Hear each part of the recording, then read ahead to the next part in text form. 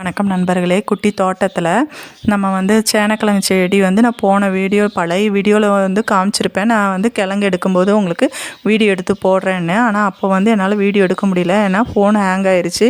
என்னால் வீடியோ சுத்தமாகவே எடுக்க முடியல. அதனால் உங்களுக்கு நான் போட முடியல. அதான் அதுக்கப்புறம் அதில் ஒரு 2 கிழங்கு நட்டு வச்சு அது திருப்பி வளர்ந்துச்சு.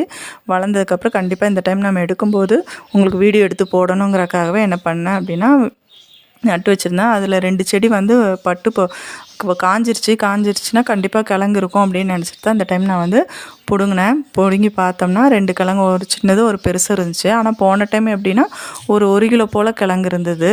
ஆனால் இந்த டைம் நான் கொஞ்சம் சீக்கிரமாகவே எடுத்துட்டேன். போன டைம் ஒரு 10 மாதம் கிட்ட வச்சுருந்தேன். இந்த டைம் கம்மியாக தான் வச்சேன். நான் ஒரு 6 மாதம் அந்த மாதிரி தான் இருக்கும். ஆனால் பார்த்தீங்கன்னா கிழங்கு வச்சுருந்தது.